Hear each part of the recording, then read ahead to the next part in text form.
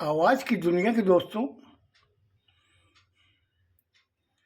जब वो कल अपने टाइम से सावित्री को बोल के निकला कि मैं होटल ही जा रहा हूँ, वो मन में सोच रही थी, इनको कुछ कहा नहीं, लेकिन वो सोच रही थी देखते हैं आज होटल जाते कि नहीं, क्योंकि मेरे पास में होटल के नंबर है, मैं फ़ोन करके पता लगा लूँगी। वो तब तक निकल चुका था। अब रास्ते में जो जा रहा है, तब वो सोच रहा है कि 28 तारीख को मेरी मैरिज एनिवर्सरी है, क्यों ना मैं उसे सरप्राइज़ दूँ। इधर वो सोचता है कि मुझे होटल भी पहुंचना है, जो मेरी होटल है वहाँ मुझे पहुंचना है। और ये सोचते सोचते अपनी होटल अन्नपूर्णा रेस्टोरेंट पहुंच गया। पहुंच के काउंटर पे बैठा, बैठते ही देखा कि कम से कम 10 टेबल में 6 टेबल भरी हुई है। वहाँ लोग नाश्ता कर रहे हैं, कोई चाय पी रहा है और कुछ लोग मिठाई काउंटर पर खड़े हैं, मिठाइयाँ ले रहे हैं। वो जब उस सब चीज़ों को देखा, उसे खुशी हुई कि चलो बहुत अच्छी बात है, होटल मेरी चल रही है। तब तक सज्जन आए, आके उन्होंने कहा कि साहब हमारा बिल कितना हुआ। वेटर ने आके बताया कि इनके 500 रुपये हुए हैं। दूसरा आया, उसने कहा कि मेरा कितना हुआ। उसने कहा कि आपके 200 रुपये हुए हैं। जो टेबल से 2-3 टेबलें खाली हुई, वहाँ लोग आके उन्होंने बताया कितना हुआ। उन्होंने बताया कि इसके 150 हुए, इसके 300 हुए हैं, इसके 350 हुए हैं। अब वो रुपये ले लेकर के गिन गिन करके रख रहा है। अब उसके दिमाग में अब ये चीज़ आ रही है कि मैं अपने होटल में मालिक को फ़ोन करके कहूँ। वो सोचता मुझे कहना तो पड़ेगा, आज कहूँ या कल कहूँ, मुझे कहना तो पड़ेगा। उसने वहीं बैठे ही अपने लैंडलाइन से फ़ोन किया अपनी होटल में जहाँ वो काम करता था। खुदा न खास्ता मालिक ने उठाया। उसने कहा हेलो। इसने कहा कि मालिक, मैं रमेश बोल रहा हूँ। उधर से एक बहुत ही नम्र आवाज़ आई मालिक की, अरे बेटा रमेश, क्या बात है, तुम 2 दिन नहीं है, आज भी नहीं है, आज तीसरा दिन है, तबीयत वगैरह तो ठीक है ना? और ये किसके नंबर है, किस नंबर से तुमने फ़ोन किया? बोले मालिक ऐसी है बात, अब मैं आपको बताते हुए मुझे खुशी भी हो रही है और मुझे मालूम है आप बहुत खुश होगे मेरी बात सुन करके। उसने खुश होऊंगा, बोल क्या बात है? अरे तुम इतने साल मेरी सेवा की है, इस रेस्टोरेंट की तुमने सेवा की है, उसको मैं भूल सकता हूँ क्या? तुम्हें पैसे की जरूरत है, मुझे बोल, मैं भिजवा देता हूँ किसी के हाथ। तेरी तबीयत तो ठीक है ना? और घर में तुम्हारी मिसेज की, बच्चों की सब ठीक है तो?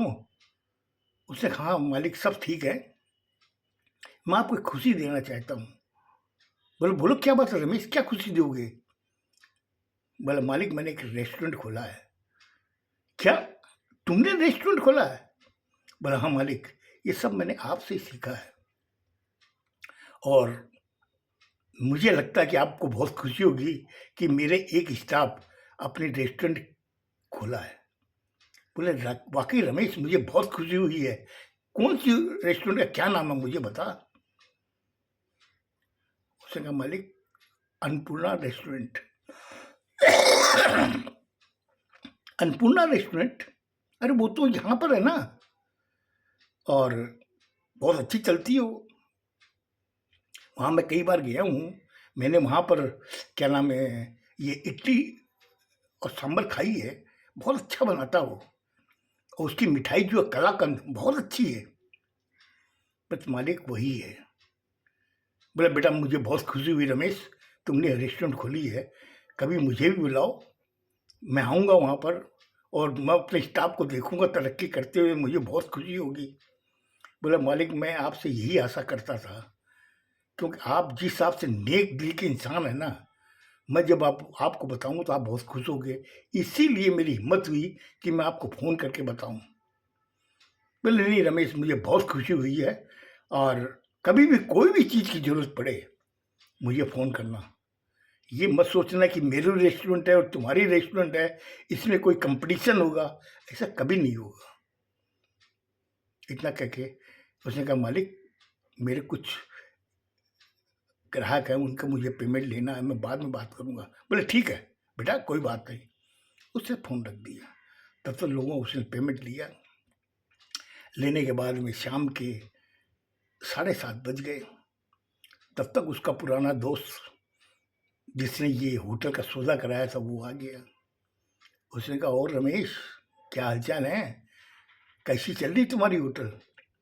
बोला यार वाकई मैंने अपनी ज़िंदगी में बहुत अच्छा एक फैसला लिया है, मैंने ये होटल खरीद ली, और मुझे बहुत खुशी है कि कम से कम इसमें अच्छी इनकम भी हो रही है, अच्छी बिक्री भी हो रही है। बोला चलो बहुत अच्छी बात है, तुम करो, मैं भी यही चाहता हूँ। और अब तुम मुझे वो बताओ कि रुपए तुम्हारे पास में कहाँ से आए? बोले यार तुम भी उसी की तरह उसी स्टाइल में पूछते हो। बोले किस स्टाइल में? बोलो एक जने हैं सिरफरे, वो हमेशा रुपये ही मांगते रहते हैं।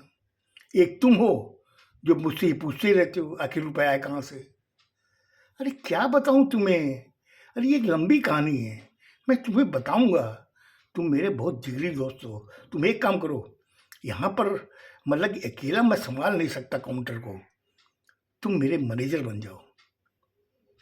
जब अपने दोस्त से उसने ये बात सुनी, हालांकि उसका घर का खर्चा भी बहुत बड़ी मुश्किल से चल रहा था, उससे जब अपने दोस्त से ये ऑफर सुना मैनेजर बनने का तो खुश हो गया। उसने कहा ठीक रमेश, तुम बोलो मुझे कब से आना है? बोले अभी से बैठ जाओ, ये बगल में कुर्सी है ना, वहाँ पे तुम बैठो, इधर में मैं बैठता हूँ। तो जिस हिसाब से हम लोग की बिक्री हो रही है उसमें कम से कम तुम रहोगे, मुझे बड़ी हेल्प होगी। ऐसा ना हो कि बिक्री तो हो रही है लेकिन मुनाफा नहीं हो रहा है, वो चीज़ भी हमें देखनी है। बोले ठीक है। इतना कहने के बाद उसने कहा कि एक काम करो, आज तो मैं नहीं बैठूंगा, मैं तेरी भाभी को बता के आता हूँ, कल से मैं सुबह 8 बजे आ जाऊँगा। बोले ठीक है, जैसे तुम्हारी इच्छा। और दोस्त वहाँ से खुशी खुशी अपने घर चला गया। अब इधर में दुकान में भीड़ कम हो गई,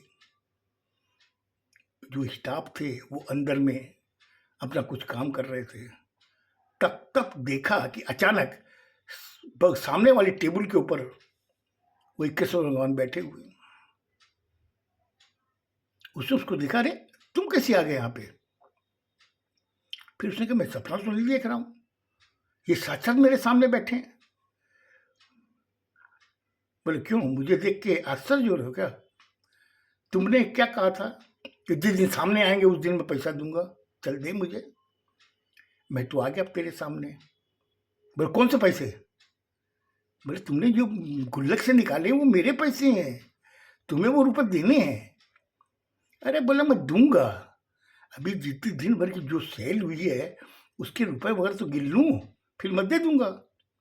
और इतने हड़बड़ाओ मत, मैंने जब तुमसे वादा किया तो मैं दूंगा, और तुम अभी क्या लोगे? बोले क्या पिलाओगे मुझे?